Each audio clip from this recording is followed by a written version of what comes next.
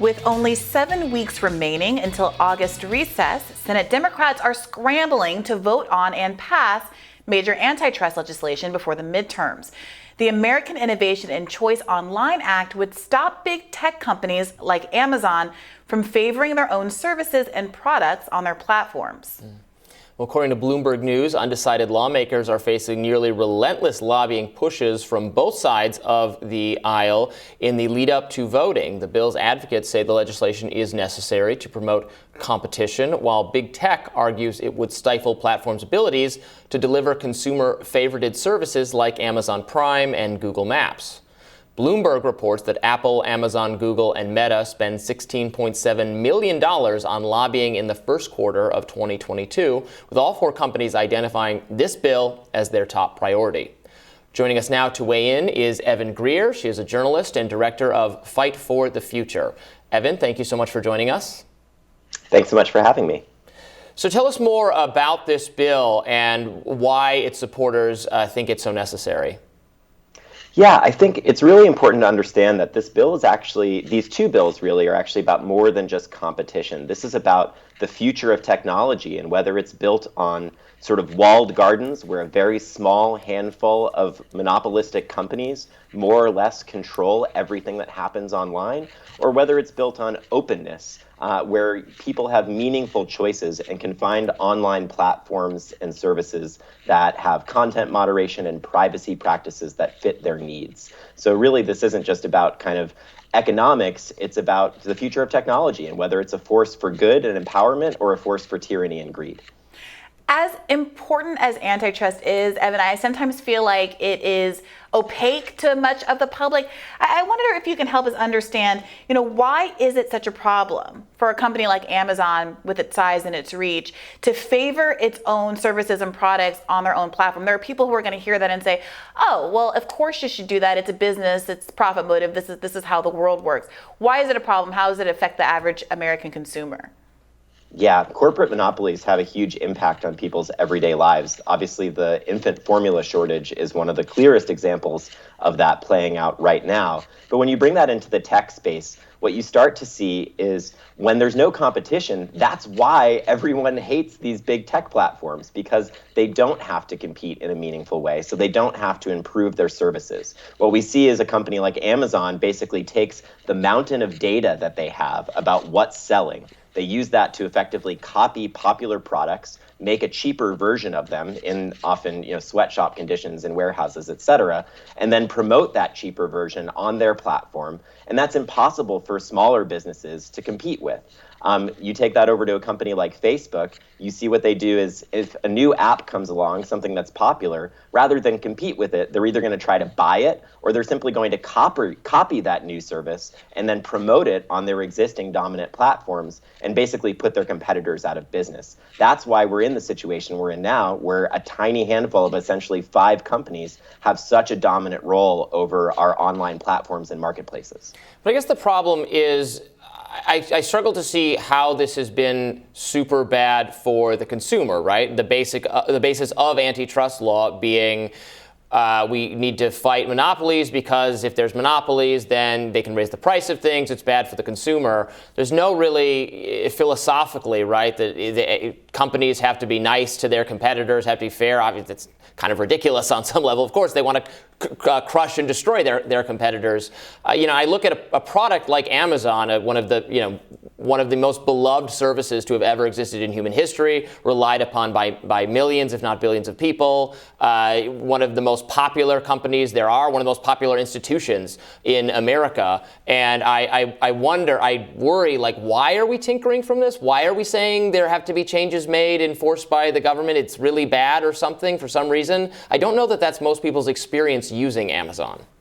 Well, that's certainly what Amazon's army of lobbyists is out there saying right now. But I think if you look at actual impact on communities and the impact that Amazon has had, particularly on small businesses, small hardware stores, retail stores in towns and cities across the country, you see that it's actually having a profound impact on people's daily lives. It's putting people out of jobs. It's harming kind of local economies and making it impossible for those companies to compete. So there's a significant cost that we as a society pay for that one click and something shows up at your door. But it's also really important to recognize that the things that Amazon has been claiming about these bills are just simply false. All the experts that have looked at this, and including Amazon themselves, have actually admitted that these bills aren't going to prevent things like Amazon Prime. All they're going to do is crack down on companies kind of abusing their monopoly power in order to edge out more choices for consumers. If you want more choices online, if you want more things like Amazon that are useful to you, but more options for them, then you want these bills to pass. I'd also quickly say it's important that we don't leave Apple out of this conversation. I think they often get sort of the pass when we're talking about big tech giants. But for me, the second bill we're talking about here, the Open App Markets Act, is actually also incredibly foundational because it would crack down on Apple's restricting of what software you can run on devices that you own. And that's a core issue for freedom of expression and human rights around the world. We know, for example, Fight for the Future released a report with a China-based human rights organization showing that LGBTQ-related apps have been censored in dozens of countries around the world simply by leveraging the gatekeeper power of Apple's App Store monopoly. So again, this isn't just about competition. These are sort of fundamental issues around internet freedom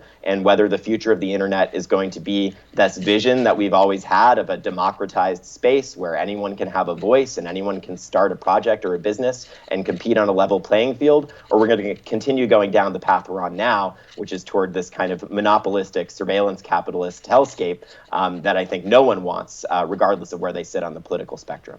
I'm so glad you raised that speech issue, Evan. It's one that gets overlooked too often in these conversations about infringements on the First Amendment. I also want to make an ideological point about something you said earlier, Robbie. You asked your question about the benefit to consumers here.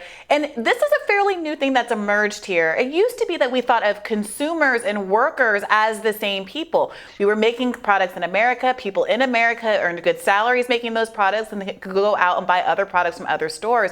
Now, increasingly, we're having these bifurcated camps where people are not as able to buy goods because wages aren't keeping up with inflation and the cost of living in the United States. And that's why we're getting stories now about how Target can't offload its clothing and other goods because we have pretended like the same people who are making things in America aren't the same people who are buying things in America. And there's also this other point about what Amazon does, and correct me if I'm wrong, Evan, is that there sometimes is a temporary deflation in the price of products to compete. And then once the original owner of the product that has been copied goes out of business, they then are able to raise prices later. So although there might be an initial benefit, a short-term benefit to consumers, ultimately it raises prices across the board. Is that right? That's exactly right. And I think, again, that just points out that monopolies are never good for consumers. You don't have to be an antitrust lawyer wonk expert to understand that when companies don't have to compete, they have less of an incentive to provide good, fair prices. They have less of an incentive to innovate and make their services better. So it's a basic concept, really. Monopolies are not good for consumers. And that's why we have a long history of antitrust law and enforcement in this country because, folks have recognized that harm of monopoly power. And your point about Amazon is well taken. And in fact, Amazon sellers, there was a great CNBC story the other day about how Amazon CEO was really trying to rally folks who were selling on Amazon to oppose these bills. And they basically rebelled and were like, this is ridiculous. We want these types of restrictions. We want the government to crack down on Amazon's self-dealing and monopoly power because that allows us as online sellers to compete on a more level playing field. So again, I think when you really start to unpack them, it's hard to call what big tech lobbyists are saying about these bills anything other than lies. They're not even stretches or misdirection. They're straight up lying about what these bills do and don't do because they're getting desperate because we're getting incredibly close to getting these bills over the finish line. They're bipartisan. They've moved out of committee.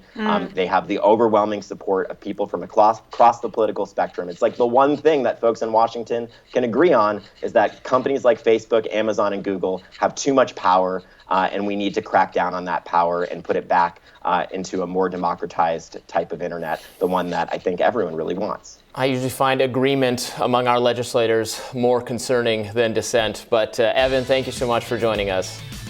Thanks for having me. And I understand that. A lot of bad bills out there. These are some good bills. All right, we'll have more Rising right after this.